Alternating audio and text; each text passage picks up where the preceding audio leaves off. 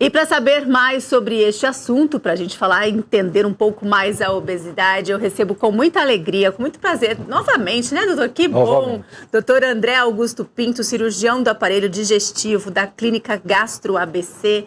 Seja muito bem-vindo, que bom tê-lo novamente aqui. Obrigado pelo convite. Vamos falar sobre obesidade? Vamos. Acho que é importante falar que a gente tem tantas doenças hoje, as pandemias. Obesidade é a maior pandemia do mundo. É mesmo. Hoje existem mais obesos no mundo do que desnutridos. E é uma doença evolutiva, crônica, complexa, que vai levar a muitas outras doenças. É por isso que a gente tem que tomar tanto cuidado com a obesidade. Doutor, então explica pra gente, assim, vamos lá, vamos dar um start inicial. Do zero. O que é obesidade? Em que momento na minha vida eu olho e falo, estou obeso? Bom, existem vários fatores que a gente é obeso. As pessoas obesas são obesas porque elas ingerem mais calorias do que gastam. E essas calorias vão ficar armazenadas no nosso organismo na forma de gordura por multiplicação dessas células que são os adipócitos. Basicamente por dois motivos. Porque a gente abusa muito da comida, principalmente os alimentos ultraprocessados, ricos em gordura e carboidratos, e porque hoje em dia a gente faz muito menos atividade física, a gente fica muito mais parado. Apesar de a gente ter uma vida muito mais corrida, a gente fica muito mais parado. E fazendo menos exercício, ingerindo mais carboidratos, gorduras, a gente acumula isso na forma de alimentos ultraprocessados. Então, principalmente. Assim, não tem uma causa específica, tem uma junção de fatores, é isso? É multifatorial. É lógico que essas são as duas principais causas, mas também existem problemas endocrinológicos, algumas doenças endócrinas fazem com que a gente acumule mais gordura. Existem fator genético, mas o fator genético não é o mais importante. O mais importante é porque a gente sabe que quando tem um pai obeso, as crianças têm 10% a mais de chance de ser obesas. Quando os dois pais são obesos, 50% a mais de chance dessa criança ser obesa. Não só por fator genético constitucional, que pode acontecer, mas principalmente porque a rotina do dia a dia. Eles comem errado, os pais comem errado e as crianças comem errado. Então, muitas mães não seguem a amamentação por 6 meses, trocam o leite materno por outros suplementos, às vezes trocam o leite materno por Coca-Cola. Existem trabalhos que mostram que uma parte da população dessas crianças tomam Coca-Cola logo nos primeiros meses. E é o comer errado e essa rotina do dia a dia que vai fazer com que essas crianças sejam obesas. Olha só, então assim, na verdade, uma criança que nasce ali numa família, num lar, onde já tem o pai obeso ou pai e mãe obesos, por conta dessa rotina que eles estão acostumados, a criança se encaixa naquela vida e aí acaba se tornando obesa também. A rotina familiar vai fazendo com essa criança, porque os pais já comem errado, os pais já comem alimentos ultraprocessados, os pais já comem muita gordura, muito açúcar, e isso vai fazer com que as crianças também se acostumem a comer assim. E aí essas crianças vão ser obesas. E o mais importante, o mais grave, principalmente aqui no Brasil, é que a taxa de crescimento da obesidade infantil é 4 vezes maior do que a taxa de crescimento da obesidade dos adultos. Isso vai fazer com que a população que está surgindo seja muito mais obesa. Hoje, 60% da população brasileira já está acima do peso. 20% já tem algum grau de obesidade. Isso vai trazer aumento de várias doenças, hipertensão, esteatose hepática, que é gordura no fígado, problemas cardiorrespiratórios, ortopédicos, enfim. Isso vai fazer com que esses pacientes fiquem, essa população fique cada vez mais obesa, cada vez mais doente, aumentando o número de casos do SUS. Isso gera um problema social e médico, né, muito grande. É uma cadeia, então, na verdade, né, doutor? Assim, vai evoluindo ali e acaba lá no fim, né, chega até a atrapalhar mesmo o atendimento aí nos hospitais. O senhor trouxe uma informação no começo aqui da nossa conversa que é curiosa. Hoje existem mais obesos do que desnutridos no mundo. No mundo. E por quê? É o estilo de vida que a gente leva hoje? As pessoas estão abrindo mais pacotinho do que descascando uma fruta, é isso? Hoje a população come mais errado, alimentos ultraprocessados que são ricos em gorduras e carboidratos, e faz menos atividade física. O tempo de tela das crianças e dos adultos é muito maior. A gente fica menos tempo fazendo atividades ao ar livre, menos tempo fazendo atividade física, e a população como um todo come errado. E falta informação também, falta informação sobre o que é correto, o quanto de calorias comer, quanto de atividade física fazer. Os Estados Unidos sempre foi o país com mais obesos no mundo. Mudou de 2 anos para cá. Sabe qual é o país mais obeso do mundo hoje? México. México, por quê? Eles adquiriram essa cultura americana, só que eles não têm nenhuma orientação sobre a nutrição, então eles adquiriram essa cultura americana e comem cada vez mais errado. E não tem orientação nenhuma, não tem informação nenhuma. Então, a população do México é a população mais obesa do mundo hoje. Hoje o México, então, está liderando esse ranking, triste ranking aí, então, de país. O Brasil está entre os 5. O Brasil está entre os 5? Entre os 5. Olha só, é curioso isso, porque as pessoas consomem, o senhor acredita que, às vezes, não tem, por questões financeiras mesmo, não tem condições ali de fazer uma dieta rica em proteínas, em legumes, verduras, acaba consumindo mais carboidrato, por ser mais barato. Por ser mais barato e mais fácil, né? As pessoas comem os alimentos já prontos, as comidas prontas, os lanches, os salgadinhos, então está tudo mais fácil. Como a gente tem uma vida muito corrida e os alimentos in natura são muito mais caros do que os ultraprocessados, essas pessoas não têm essa condição, né? O senhor falou das doenças, né? Vamos lá falar um pouquinho das doenças causadas pela obesidade. As doenças do coração, o senhor acredita que são aí as mais perigosas quando se fala em obesidade? Falando dos pacientes com obesidade grave, 60% desses pacientes vão ter hipertensão arterial sistêmica. Sim. 30% a 40% vão ter diabetes, 30% a 40% vão ter problemas de gordura no fígado. Isso vai fazer com que 30% a 40% vai ter colesterol, triglicérides altos. Então, hipertensão, colesterol, triglicérides altos, gordura no fígado, isso causa uma doença sistêmica que aumenta muito a chance de ter as doenças cardiorrespiratórias. Então, muita chance de ter infarto, derrames, AVCs, e isso vai fazendo com que a população fique cada vez mais doente. E diabetes também é um problema? 40% dos pacientes com obesidade grave vão ter diabetes. Apesar da diabetes ser tem vários tipos de diabetes. Sim. Tipo 1, que é aquela diabetes que você nasce com ela ou vai desenvolvendo logo na infância, mas o diabetes tipo 2, que é aquele que vai se desenvolvendo com o tempo, 40% até 50% dos pacientes obesos graves vão ter diabetes, principalmente se eles já têm história familiar associada. Entendi. Doutor, e sim, vamos lá, tratamento. Você fala, é só emagrecer ali a pessoa, mas por que é tão difícil, às vezes, conseguir alcançar esse objetivo do emagrecimento? Ao longo dos anos, vai ficando muito mais difícil você perder peso do que ganhar, porque essas células, esses adipócitos, qualquer coisa, mesmo que você faça uma dieta e emagreça, você emagrece, mas você faz com que esses adipócitos do seu organismo, eles diminuam de tamanho, mas eles não desaparecem. E qualquer outro estímulo faz com que eles voltem a se desenvolver, principalmente após os 40, 50 anos, porque aí os hormônios, tanto masculinos quanto femininos, já estão diminuídos, e aí você tem mais chance de ganhar, e você faz menos atividade física. Então, assim, o seu metabolismo acaba ficando mais lento. Você fala assim, mas eu como a mesma coisa do que eu comia quando era adolescente, quando eu tinha 18, 20 anos, e agora ganho peso, mas eu não sei por quê. É porque agora você tem que comer menos, você tem que fazer uma dieta mais balanceada, rica em proteína, verduras, legumes, diminuir os carboidratos. Por quê? Porque o seu organismo precisa de menos energia para funcionar. Então você tem que comer menos, né? E assim, é muito mais fácil quando você tem um metabolismo muito acelerado de uma criança, de um adolescente, que ele está em fase de crescimento, e aí você tem mais facilidade. Outro detalhe é que assim, a obesidade diminui o crescimento. Essas células adiposas diminuem o crescimento. Então, uma criança obesa vai crescer menos, vai se desenvolver menos, e isso vira um círculo vicioso. Então, falta orientação para a gente tentar mudar a dieta desde do nascimento, principalmente na fase escolar, enquanto essa criança está se desenvolvendo,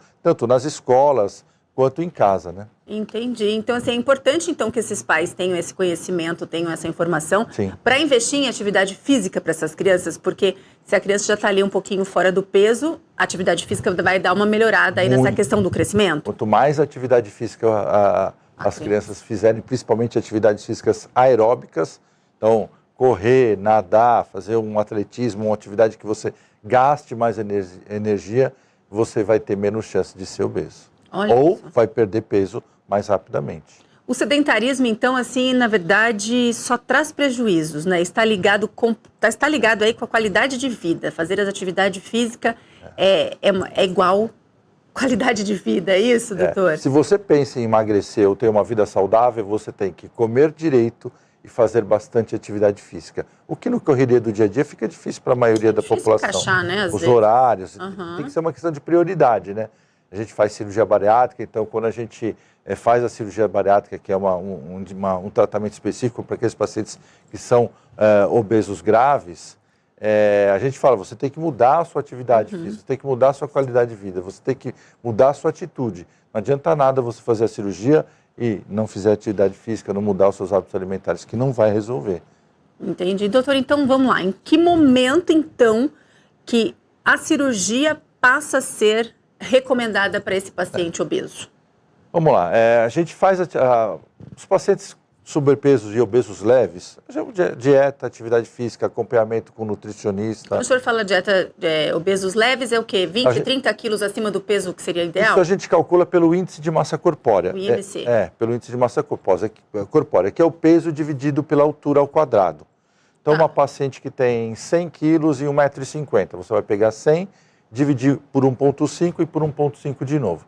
Se o índice de massa corpórea dela estiver entre 30 e 35, ela é uma obesa leve, que é grau 1. Entre 35 e 40, uma obesa moderada, grau 2. E acima de 40, você já tem a obesidade grave, que é a obesidade grau 3, que a gente chamava e tenta não chamar mais de obesidade mórbida, porque é um termo que a gente está tentando abolir. Certo. Então, os pacientes graves, com índice de massa corpórea acima de 40 tem indicação de cirurgia. Os outros, você vai tentar com dieta, medicações, acompanhamento com endocrinologista, nutricionista. Se esses pacientes com obesidade moderada tiverem muitas doenças associadas, também está indicada a cirurgia. A cirurgia é o melhor método para perder peso e manter o peso naqueles pacientes que não conseguem fazer só com tratamento clínico e que tem um índice de massa corpórea muito alto. Então, imagina um paciente de 150 quilos. Ele perder 10 quilos é ótimo, mas ele vai continuar com 140. A obesidade grave e a cirurgia faz com que esse paciente perca pelo menos 40% do peso. Então, um paciente que tem 150 quilos vai perder pelo menos 60 quilos. Muda bastante ali, vai para os 90 quilos. Falar que esse paciente vai conseguir perder 60 quilos só com dieta é muito, muito difícil. Menos de 5% conseguem. É possível, mas a porcentagem desses pacientes que chegam ao peso ideal é menos de 5%. Olha, doutor, conseguir emagrecer tudo isso só ali na boca e no exercício tem que ter muita disciplina, muita força de vontade.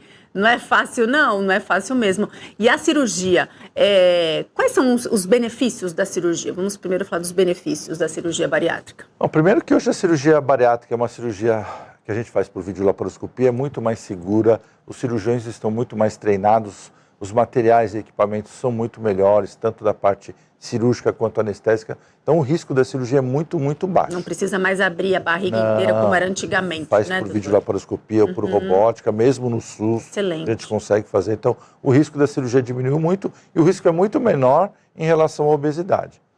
A vantagem é que, com a cirurgia, além de você perder o peso, você mantém o peso, porque você mexe na parte do estômago que produz os hormônios que estimulam a fome. Então, você não vai ter fome. Não vai ter fome não quer dizer que você não come errado. Não ter fome é diferente de não ter apetite. Ver uma pessoa querendo comer comendo uma coisa gostosa e querer comer também. E o seu estômago vai ser pequeno e você vai comer muito pouca quantidade. Mas se você ficar comendo errado, a cirurgia às vezes não resolve, né? E além disso, a principal vantagem que é uma cirurgia bariátrica é metabólica, porque além da perda de peso, você vai tratar as doenças associadas. Então, esses pacientes com a cirurgia deixam de ser hipertensos, deixam de ser diabéticos, deixam de ter colesterol, triglicérides altos, fazem com que a sua gordura no fígado desapareça. Isso vai fazer com que a sua saúde melhore, que você não tenha todos esses problemas no futuro. Então é fundamental. É muito bom, né? A cirurgia, assim, ela veio, né? A cirurgia bariátrica veio para resolver boa parte aí, né? Dessa situação dessas pessoas que sofrem com esse excesso de gordura. Mas é uma cirurgia. Nenhum procedimento cirúrgico é isento de risco. De riscos. Todas as cirurgias, por isso que você precisa passar com uma equipe multidisciplinar, Sim. Um cirurgião capacitado, que seja membro da Sociedade Brasileira de Cirurgia Bariátrica e Metabólica. Você tem que fazer todo um preparo que consiste em avaliação com a equipe multidisciplinar, endoscopia, ultrassom, exames de laboratório, passar com cardiologista, endocrinologista, psicólogo, nutricionista, para se preparar para a cirurgia. E também a gente faz palestras que são obrigatórias e são frequentes. Aliás, hoje à noite tem a gente vai fazer uma palestra hoje mensal, vocês conseguem ver pelo Instagram da Clínica Gastro ABC, uma palestra de umas 2 horas que a gente explica como é a cirurgia, os tipos de cirurgia, preparação, risco, benefício, dieta no pós-operatório, que a gente não consegue falar em poucos minutos. Poucos minutos, né? Então hoje, a partir de que horas? A partir das 8 da noite. Numa live, então, ali no Instagram da clínica. Vamos colocar, então, o endereço pra gente aqui na tela. É @clínicagastroabc. Também tá aí o arroba do Dr. André Augusto Pinto. Pode segui-lo nas redes sociais, ele sempre traz dicas ali incríveis. Então participe dessa live a partir das 8? Das 8 da noite. Se você tem dúvidas aí, quer saber mais, não é mesmo, doutor? Sobre cirurgia bariátrica, vai ter um pouco mais tempo ali. E pode fazer perguntas, a gente responde as perguntas, é interativa, Porque é um assunto que gera curiosidade, né? Muita gente tem essa curiosidade. Doutor, assim, na verdade, eu conheço algumas pessoas que já fizeram cirurgia bariátrica. A pessoa está acostumada a comer aquela quantidade de comida. Na verdade, a cirurgia é feita no estômago, mas é aqui que está o controle, não é mesmo? E depois da cirurgia tem que comer uma porção muito reduzida. Muito pequena. É a maior dificuldade ali da cirurgia bariátrica? Eu acho que é uma das, acho que sim. Mas assim, essa sensação, se você seguir os seus instintos, você vai saber quando comer e vai ficar saciado. O problema é que você está acostumado a comer grandes quantidades. Se você quiser comer isso, você vai passar mal, porque não cabe. Você vai vomitar. E eu brinco com os pacientes assim, você vai comer pouco. Então tem que comer pouco e corretamente. Porque se você comer pouco e errado, aí sim você vai ficar desnutrido, vai aumentar a queda do cabelo, vai ter outros problemas com a absorção de vitaminas. Mas se você comer pouco, várias vezes ao dia, como a gente orienta, fazendo uma dieta balanceada, a cirurgia vai muito bem. É sempre bem sucedida se seguir aí à risca as orientações do médico, né, doutor? Mas que não é fácil. Do médico, do nutricionista, acompanhamento com psicólogo, né? Hoje na live vai ter uma psicóloga, que é a doutora Erenildes, que só faz isso, que ela vai dar várias orientações também de como você se portar depois da cirurgia. Que é fundamental, né? Porque tem que fazer, é uma mudança muito brusca e radical, né? De repente não pode ter mais aquela cabeça ali que come aquela quantidade grande de comida, né? E às vezes tem vontade, às vezes esses pacientes que há muitos anos são obesos, eles estão acostumados, a vida deles é relacionada ao alimento. Então, quando ele tem um estresse, um problema, ele vai lá e come mais. Quando ele está deprimido, ele come mais. Quando ele está feliz, ele come mais. Aí ele vai sair, então ele sai muito com os amigos, tem aqueles grupos de pacientes. E tudo isso ele vai ter que mudar os hábitos, né? Mas se ele mudar os hábitos e se conscientizar que aquilo é o melhor para a saúde, para a qualidade de vida dele, a cirurgia vai muito bem. E a partir do momento que esse paciente começa a perder peso, melhorar a sua qualidade de vida, começar a fazer uma atividade física, ele vê as melhoras que ele tem no dia a dia, isso é um estímulo a mais para ele continuar emagrecendo e se aderir melhor ao tratamento, à cirurgia. Né? Olha só, então assim, a obesidade é uma doença, acomete aí muitos brasileiros aqui no nosso país. Doutor, tem cura, então, essa doença, ou depois que emagrece a pessoa tem que ficar ali lutando pelo resto da vida para não voltar a engordar? Obesidade é uma doença crônica, ela não tem cura. É crônica. É crônica. Se depois da cirurgia você voltar a fazer tudo o que você fazia antes, Você engorda você tudo. ou não perde o peso que precisa ou vai reganhar peso. Oxe, que É um controle. tristeza, É que a né? cirurgia é a melhor ferramenta para você perder peso e manter o peso, porque como você não tem o estímulo da fome e você tem um estômago muito pequeno, é o melhor método para fazer com que você perca peso e mantenha o peso. Mas você tem que seguir uma disciplina. Doutor, e por que tem algumas pessoas que comem muito e não engordam? E outras que às vezes tenta ali, luta e come pouco, às vezes come um pouquinho errado, não sei o que, e engordam com uma facilidade muito grande. Qualquer pessoa pode engordar? Qualquer pessoa pode chegar nesse nível de obesidade? A conta é matemática.